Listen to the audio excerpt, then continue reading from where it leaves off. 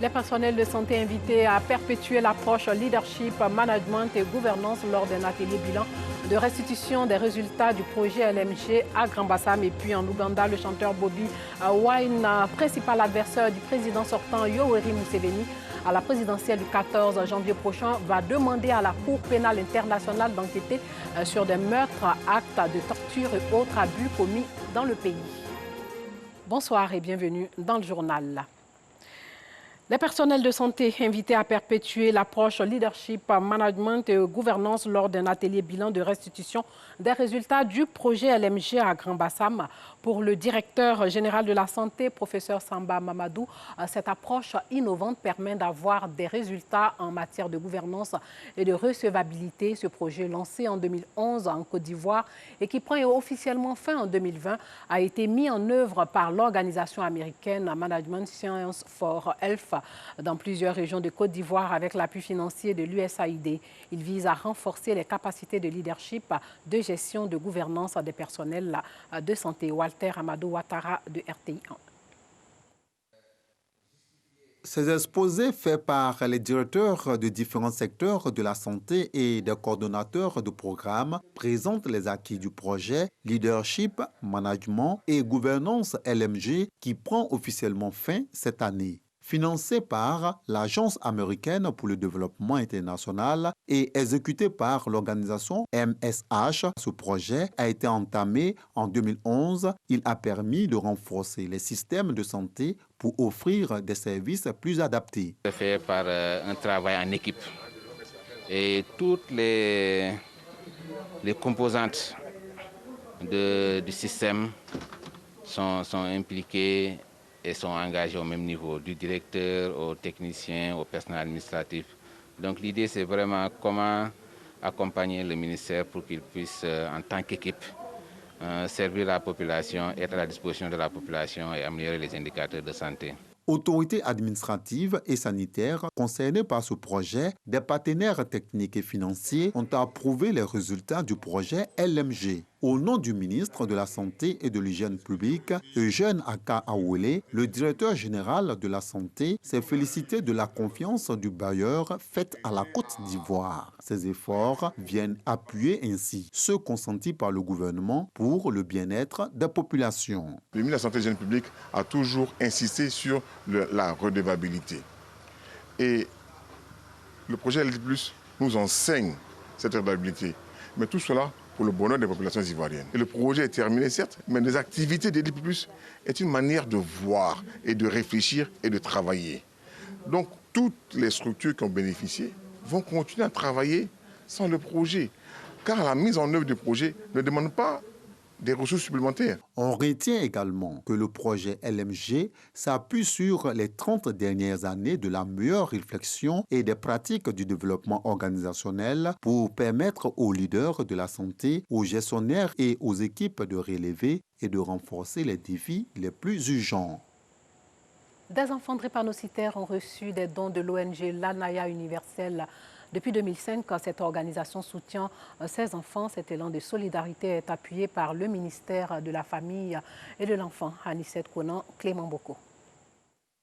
Des jouets, des vivres et non-vivres remis à 150 enfants souffrant de drépanocytose et leucémie. Une action de l'ONG Lanaya Universelle pour soulager les enfants malades. Et il faut bien qu'à un moment de leur vie, qu'on leur donne un peu de gaieté, un peu de joie. Et nous avons pensé que ce sont des enfants que nous accompagnons, que nous soutenons et qu'il était de notre devoir aussi, comme si nous étions de la famille. Un geste salvateur apprécié à sa juste valeur par les bénéficiaires. Les enfants et responsables de l'ONG Lanaya Universelle appellent les bonnes volontés à voler à leur secours. Chers donateurs, merci beaucoup pour les cadeaux. Nous avons besoin aussi, à côté des cadeaux, des médicaments. Parce que sans médicaments, nous avons les douleurs et nous ne pouvons pas aller à l'école. Chers donateurs, j'espère que vous allez avancer dans vos recherches. Nous œuvrons de sorte que, à terme, nous puissions avoir un centre un centre de recherche, un centre, disons, référentiel où on pourrait, un centre de prise en charge des enfants malades de la drépanocytose et de la leucémie. Parce que dans ce centre, on aurait toutes les spécialités sur place et cela faciliterait la tâche et aux malades et aux parents. Le directeur de la protection de l'enfant, représentant la ministre de la Femme, de la Famille et de l'Enfant, marraine de la cérémonie, encourage l'initiative.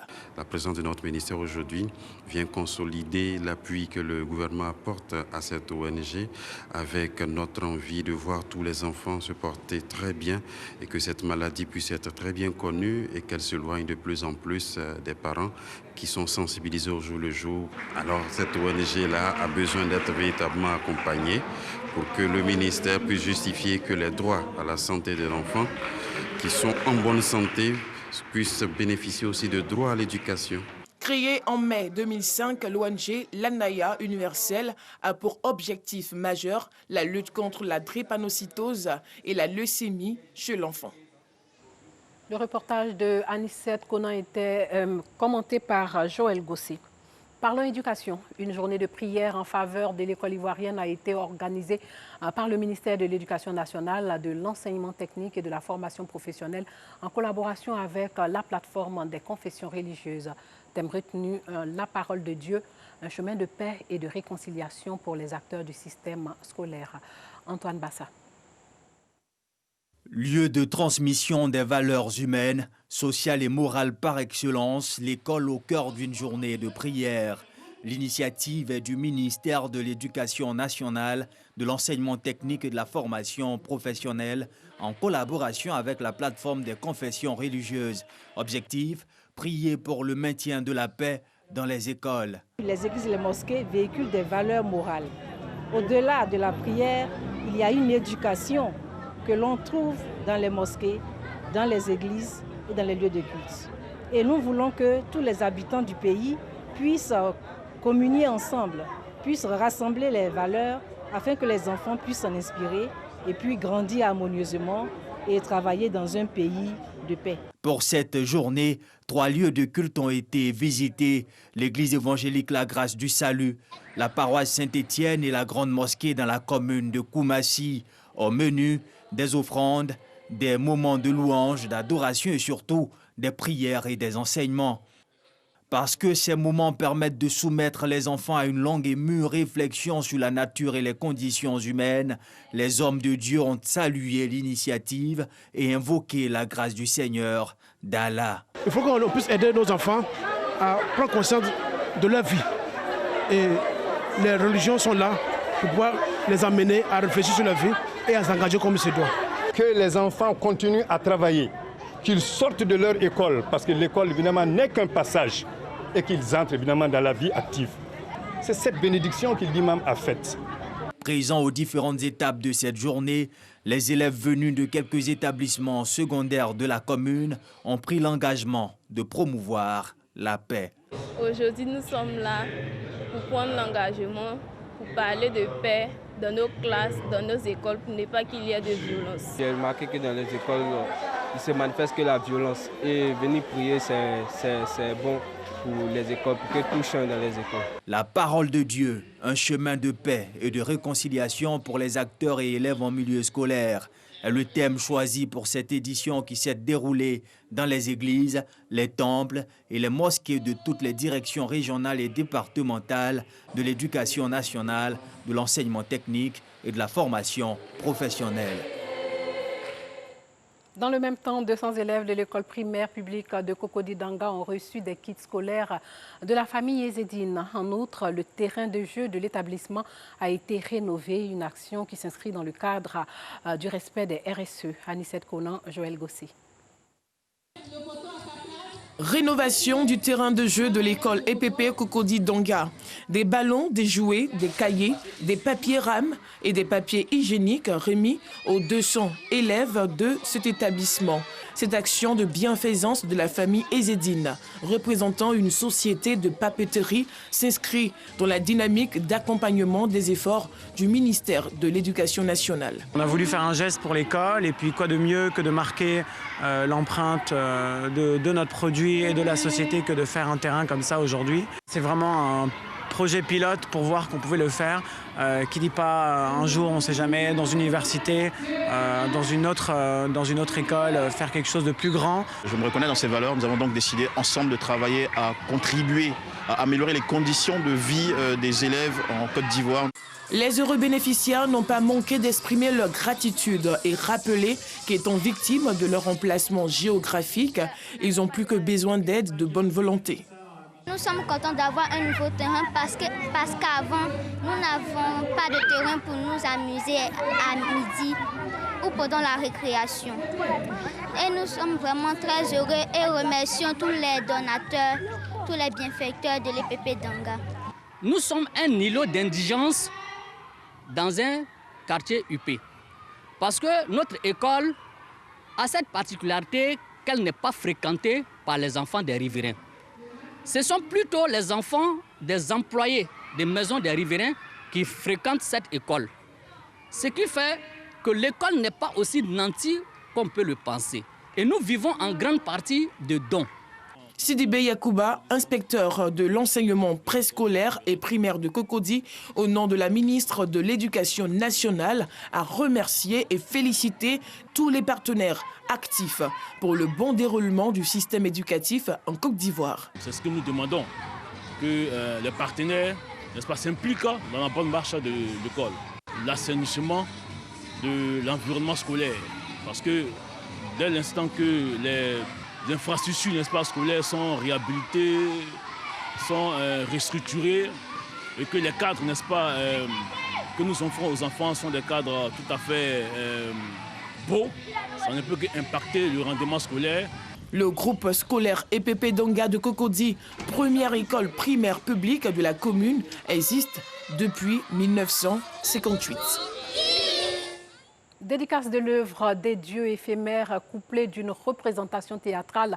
L'ouvrage de l'écrivain Yanaka, le 6e du genre, a rassemblé du beau monde dans la commune du Plateau. Dans cette œuvre, l'auteur dénonce les tares des pays africains, notamment la corruption et l'injustice. Antoine Bassa était à la dédicace de cette œuvre de 75 pages. À l'entrée de la rotonde des arts contemporains du Plateau, ces marionnettes en spectacle.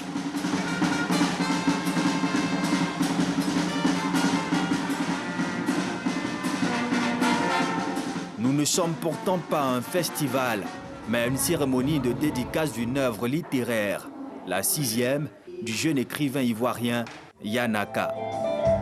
Et cette musique, je l'ai composée avec mon frère Yann. Ça veut tout simplement dire que Dieu, il est grand. Il n'y a point de Dieu comme lui. Intitulé Des dieux éphémères, le romancier y dénonce à travers un langage mêlant harmonieusement français et nouchi les tares d'une société prise au piège d'innommables débauches. Le roman pose des problématiques de société et c'est une œuvre satirique. Voilà. Donc il faut venir voir le contenu, alors il faut l'acheter tout simplement en librairie pour voir de quoi il s'agit. La corruption, la gabégie, l'injustice, la mauvaise gouvernance. L'auteur interpelle par ses écrits les gouvernants africains. Yanaka veut voir un continent meilleur. Une société améliorée, c'est une société où on s'aime, où on gère d'une autre manière dans le dialogue les conflits. C'est une société où on pense à l'intérêt général avant l'intérêt personnel. Il faut l'apprendre dès la base, il faut aussi que le sommet l'applique. Pour la présentation de ce roman, Yanaka a offert à ses lecteurs une dédicace spectaculaire, avec au menu des prestations artistiques et surtout une adaptation de l'œuvre jouée par la troupe à la plat de l'INSAC. Hors de chez nous, le Burundi a annoncé la fermeture de ses frontières terrestres et maritimes à partir de lundi. Une quarantaine obligatoire de 7 jours pour tout voyageur venant par avion en raison de l'augmentation récente des cas de nouveau coronavirus. Le pays a officiellement enregistré 884 cas de contamination à ce jour, dont 2 décès. Des statistiques que de nombreux observateurs considèrent comme largement en deçà de la réalité en raison du faible nombre de tests et surtout de l'approche du précédent président Pierre Nkurunziza face à l'épidémie. Mardi dernier, le ministère de la Santé avait annoncé la découverte de 40 nouveaux cas pour les seules journées du 4 et du 5 janvier, alors qu'il parlait depuis plusieurs mois d'une pandémie maîtrisée, laissant entendre qu'il craignait une deuxième vague. Et pour finir, sachez qu'en Ouganda, le chanteur Bobi Wine, principal adversaire du président sortant Yoweri Museveni à la présidentielle du 14 janvier prochain, va demander à la Cour pénale internationale d'enquêter sur des meurtres, actes de torture et autres abus commis dans le pays. L'opposant Robert Kyagulanyi, de son vrai nom, est devenu le porte-parole d'une jeunesse ougandaise urbaine et souvent issue de couches défavorisées. Il a été arrêté ou assigné à résidence à de nombreuses reprises depuis 2010. Une énième arrestation mi-novembre a déclenché de violents affrontements entre ses partisans et la police, faisant au moins 54 morts. Bobi Wine a expliqué qu'il va demander une enquête sur Yoweri Museveni, 9 hauts responsables de la sécurité accusés de le viser, lui et ses partisans. Selon un avocat de Bobi Wine, l'opposant compte s'appuyer sur une série de témoignages démontrant, selon lui, des violations systématiques des droits de l'homme et un lourd historique de torture par l'État. Voilà, c'est tout pour ce soir. Portez-vous bien.